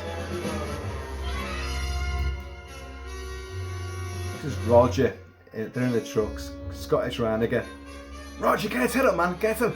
He's been trying to hotwire one of the trucks, and the zombies have converged. They smashed through the tire iron one window, and one zombie's got in, and he's like, "Oh my god!" And it's all over him. And Peter, Ken Faree's there, like, "Roger, get his head up, man. Get his head up. Get his head up. Shoot it in the head." And he finally lifts it up, and he blows. Brains land all over like Roger, and Roger goes fucking mad, and will end up getting bitten on the arm and the leg, and will become zombie. So what's next? Surviving the zombie apocalypse. Grant Peabody looks at The Walking Dead, the hit American post-apocalyptic horror drama television series developed by Frank Darabont, based on the comic book series of the same name by Robert Kirkman, or Kirkman. Oh, Greg Nicotero, who became the head honcho of this. That's the name I couldn't think of before. Who worked on all of, Day of the Dead, Land of the Dead, Diary, and Survival of the Dead, and many 80s gore frenzies. I'm not going to go too far into this because it's too big to encompass. I loved this show, Walking Dead. My son, who's now 23, loved this show. He had all the comic books. My daughter got into the show as well, and none of us ever watched it all together, but I watched it with my son and I watched it with my daughter, and we got to Negan and everything went weird, and we all kind of parted our ways bizarrely. We all watched it. I'd watch it with my son, I'd watch it with my daughter, and loved it. And then it got so fucking repetitive and bloody boring, and all the spin-offs, and I couldn't give a shit about the spin-offs, and Fear the Walking Dead, what a pile of crap, what absolute crap that is. But Negan was the thing. Yeah, you had the governor, David Morrissey, who was fucking, who we've met. Me and my son met him, got stuff signed by him and all that, and he's great. But But once you met Negan, you couldn't go beyond that. There was nothing else you could do. Oh, you could do all these variations, and I'm like, oh, fucking hell. People who dress up as fucking zombies, people wearing masks, and it was just, whatever. It's just another faction again, another thing you've got to deal with, which is what the reality of things would be. But it became too fantastical and too boring. But Negan, the cliffhanger, and then the next episode when he finally come back, who did he hit with Lucille? Oh, for fuck's sake. No. It was absolutely out fucking standing. And then you get what's his name? Glenn. He gets done as well. You get what's his name? Is it not Ambrose? What's his fucking name? He gets done in the first one. You know, he takes it like a champ. You know, what's his fucking name?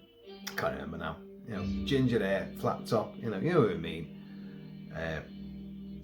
Douche, and still stands up and has to fucking take another shot, like.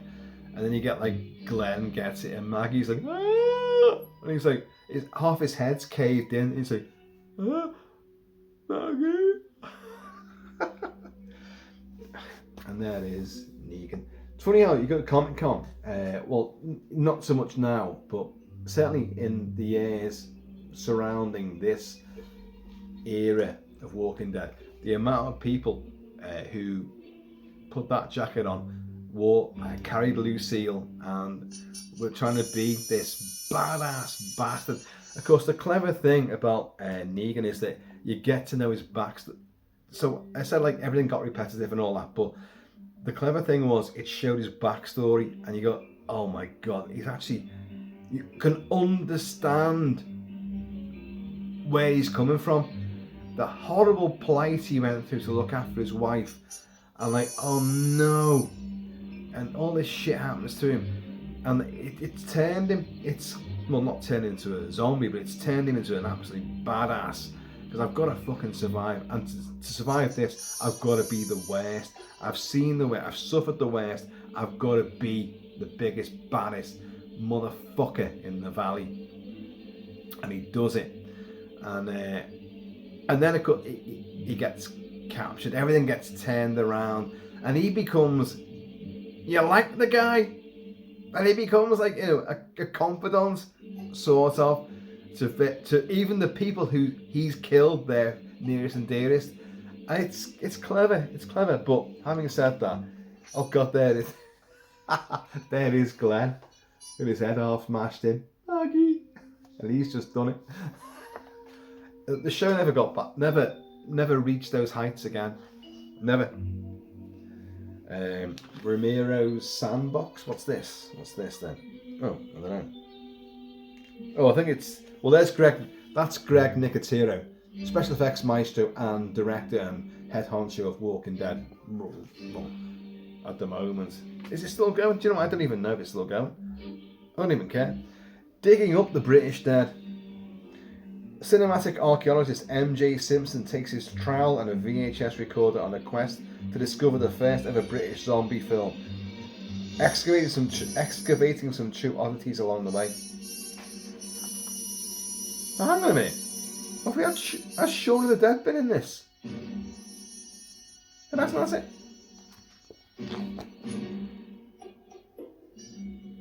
I do not know what these films are. Dead creatures. She is not just the girl next door. Where's Return of the Living Dead? Has that been in here? Where's Reanimator? Has that been in here? Oh, well, maybe they're going to be. There's still a few pages left. These are like, a load of shit by the looks of things. These are British low-budget horror movies. I'll read it and I'll go like, oh my god, they sound great. But they don't look great. No, they don't look great at all. I'm going to skip over all this. Look like ultra low-budget shite. Stiff upper lip. Well, that sounds British as well. Armed with nothing but a laptop and a shotgun, MJ Simpson again travels around the British Isles discovering the best home-produced zombie films from the first quarter of the 21st century. Have you just... He's got 2 chapters. MJ, you've got 2 chapters. on British zombie movies. And the first one was massively uninspiring. So what we're going to get here, the Zombie Diaries. Colin. I do remember that actually, Colin. I remember that film. Sadly. The Veil, Survivors. Decrepit Crypt of Nightmares. The Dead Inside. Oh dear, some of these look fucking vile. Dominic Brunt. Dominic Brunt, folks, is the vet Paddy from Emmerdale Farm, or Emmerdale as it's called now, and he's done a few horror movies. He's a massive horror fan, but being a massive horror fan does not necessarily make you a good director or writer of horror. And he did Before Dawn, the zombie movie, with him starring in it as well. Pretty bad. Now hang on a minute, is that Shaun of the Dead? No, it's Welcome to Essex. Welcome to Essex. Where the fuck is Shaun of the Dead? Why have you not got that? I can't even fucking read that. A Story Never Dies. The Escher Trilogy. The hell does that mean? Book of the Dead. Oh, fuck off. I'm afraid your British zombie movies, apart from the 28 stuff, is absolute shit. I'm not interested. None of this is making me remotely interested. Anna and the Apocalypse, Immune. Sorry folks, I admire anyone who tries to get a movie made, but oh, fuck off. Zombies have fallen. So playing on Mike Banning and Gerard Butler, you know, really? So what shit's that going to be then? British zombie movies. Where in the fucking hell is Shaun of the Dead? Oh, this is... Hang on, these aren't British. How are these British? Have I just said all that crap? Oh, some from Scotland. Oh, it's from elsewhere. Oh, there's a little caption here. Rest of the World. There's a film called The Dead in South Africa. Or somewhere in Africa anyway. Which was... no, it was crap. It was crap. It does not mention Shaun of the Dead. The Last Word. Well, you've got Peter Cushing there, Tales from the Crypt, Arthur Grimsdyke. You have no heart. World War Z.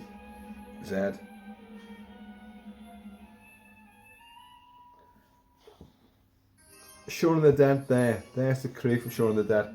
It's just saying why they didn't use him. I can't be arsed reading it. It probably says like, oh, I can have to wear. And like, wasn't the thing about the Running Dead? Did I not mention that before? It didn't do the Dawn of the Dead remake. Yeah, the Running Dead. And yet it doesn't mention the remake of Dawn of the Dead. The Zack Snyder one. Anyway, but look, hey, I'm not a massive fan of the cover of this. I don't think it does it justice. If Rick Melton had done that, that'd be pretty outstanding. But who's done it again?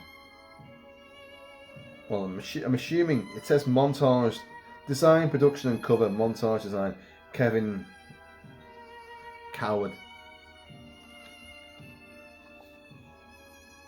You're a hero in my book, mate. But, you know, I'm not massively fussed on the cover of this. I'll do it this way, so I'm going to try and get the thumbnail for this.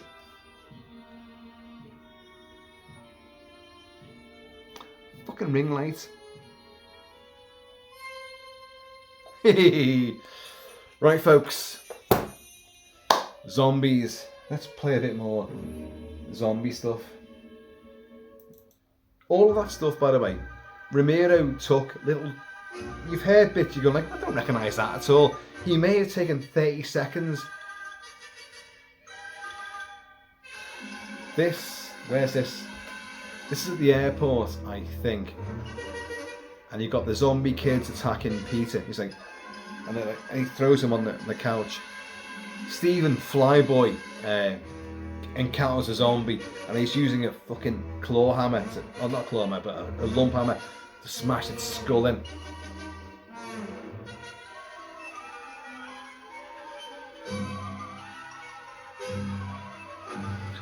So when you think about Dawn of the Dead and its soundtrack, there's so little of it is actually done by Goblin. It's mostly the Wolf library stuff, and Jack Tromby, and who else have we got? Derek Scott, Paul Nemmel, Eric Tauren.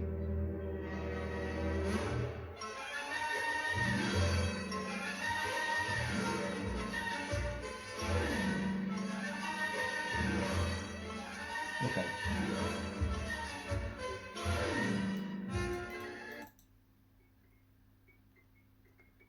Listen to this now.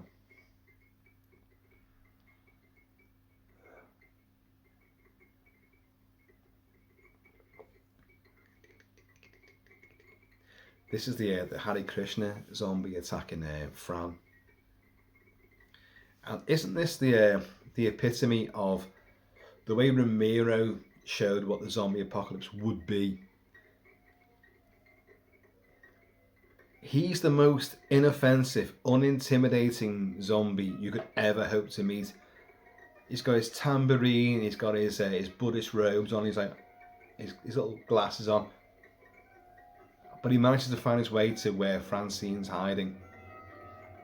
And she uses the flare to try and keep him off and all that. Like, and he's not intimidating in the least. And yet, if that walked in here now, you go like, fuck. You push it away, you take the piss out of it. But if you put the bite on you, you're fucked.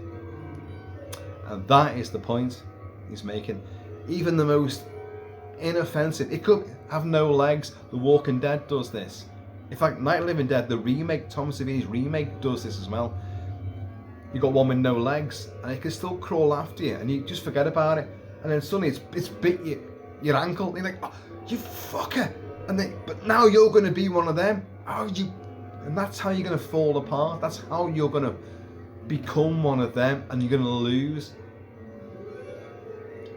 So this is by Roland de Cande, and it's called Neurotic Bird, and it plays over this Hare Krishna one, going for it. Our SWAT team guys Stephen gets back, and he's fucking useless. It's like, Fran, ah. And they're going like, oh fuck off, and they throw this thing aside, and they fucking, they hit it with the plastic butt of their M16s. It's a plastic butt. It's not going to do much damage. It's going to fucking splinter. So super lightweight. And I've discussed the weaponry in Dawn of the Dead many times. They're firing 2 cut down versions. They keep showing their M16s this way, and you can see what should be the 5.56 magazine, which is fake, and the 2.2 magazine fits inside. They wouldn't be using those, but that's what George Romero got. Got a stock load of those and used those.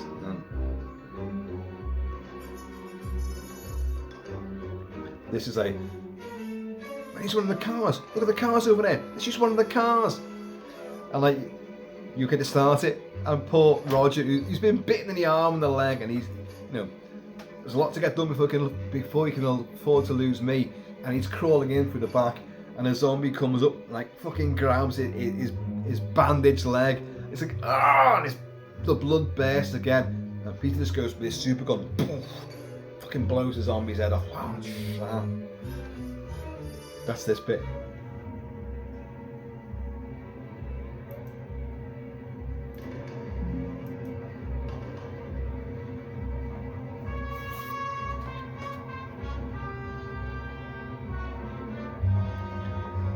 Stephen comes flying up he's got an acetylene lamp or something like.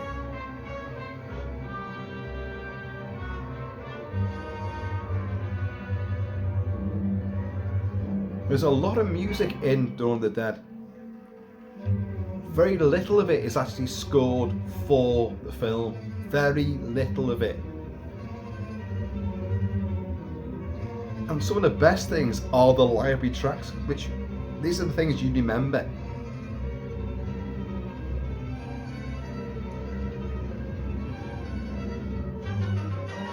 Now this should go into right now.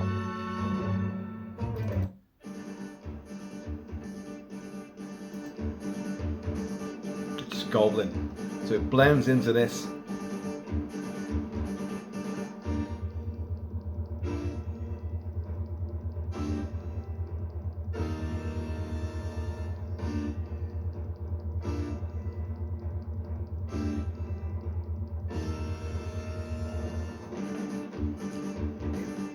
I mean, instead, you know, pulsating and, you know, bombastic.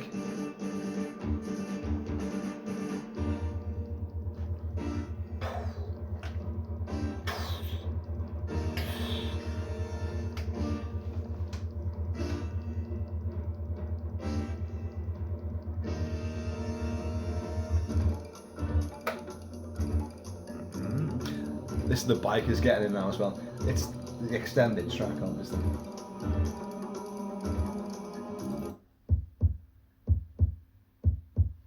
I'm playing around now.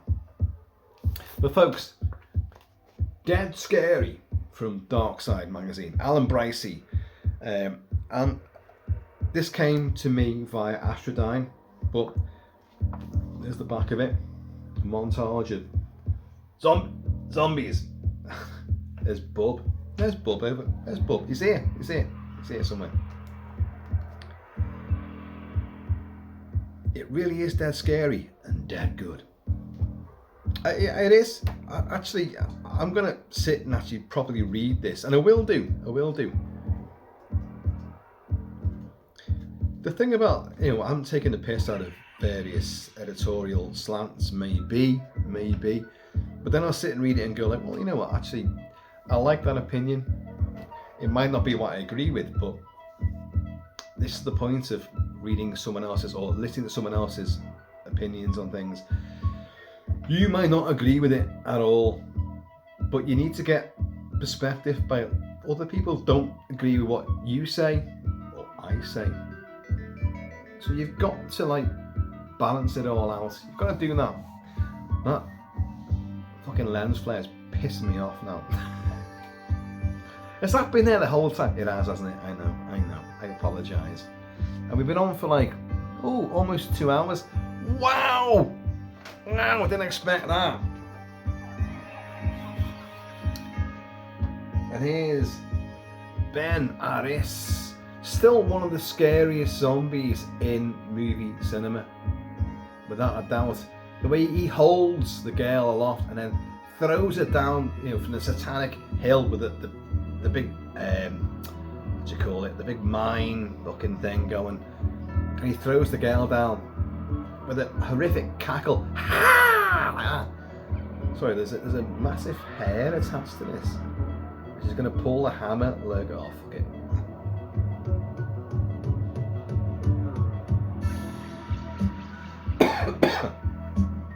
Kentucky Fudge is doing the Tombs of the Blind Dead. Bub, Where Am I? The surrealist imagery for zombie flesh eaters. What's around here? Flyboy! Let's get him on our side. Mare de Legendre from White Zombie. Oh, and you got the Plague of the Zombies. His domain. Oh, come on. It's gotta be.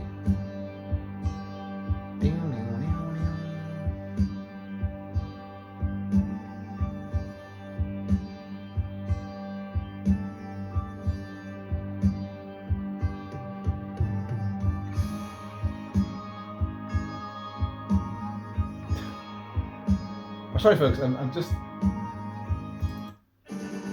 Oh, not that again. No. Oh, bollocks to it.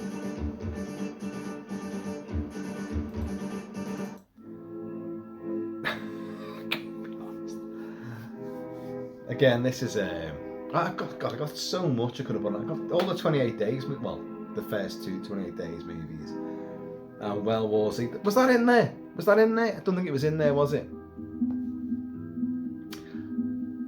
So thinking about it, you know, that's not the most comprehensive of dissertations on the zombie cinema. How could you be? How could you be? There's so much more you could do. You fucking kidding me? Right on the cover, you've got Shaun of the Dead. But why is it not in the book? Did I miss a chapter out? It only gets a flying reference at the end. So I don't know. I don't know. I would have liked to have seen a Rick Melton cover on that. Okay, he would have had salacious nipples, huge scamel wheel nuts would be coming out of skimpy night dresses. But what's wrong with that? And undeads trying to nibble on them, you know. It's so fucking cool. This score for George Grau's The Living Dead at the Manchester Morgue. If you take nothing else away from this, buy that book and watch The Living Dead at Manchester Morgue, because if you've seen the Romero stuff and you've seen everything else and you well, I've never heard that one. Still watch that. Sounds bizarre. The Living Dead at the Manchester Morgue. It's got about 35 other titles as well, so you can catch it under any title. Breakfast at the Manchester Morgue, Don't Open the Window, The Living Dead, and many other variations. Watch that one because it's fucking terrifying. It makes great use of genuine locations, and Guthrie the Loon, who's the main zombie, is absolutely the stuff of nightmares. Great set pieces, and it gets you going because Arthur Kennedy's such a twat of a copper, and you got Ray Lovelock. It was the corpses. The corpses. He's trying to tell. It's the fucking corpses. Why won't you fucking listen? It's just awesome. I love it. I love it. I've reviewed it. I might do a watch party for it. I might. Who knows? Alright, folks. I have been always shall be Kilt-Man. Please, in the meantime, and it's ever like keep shooting through between the eyes. Take the head off, deactivate the brain, you know, and burn them. They go up real easy. Do whatever, but fight off the undead. Although, you never know. They may be the best things for us. Because the way the world's going at the moment, the living are absolute nightmares. Zombies just... You want me to dig this mine? I'll do it. Do you want me to, like, you know, work the plantations? I'll do it. Do you want me to, like, make you a cup of tea? I'll do it, because I'm just dead. I don't care anymore. Zombies could be the way forward. Dear God. Right.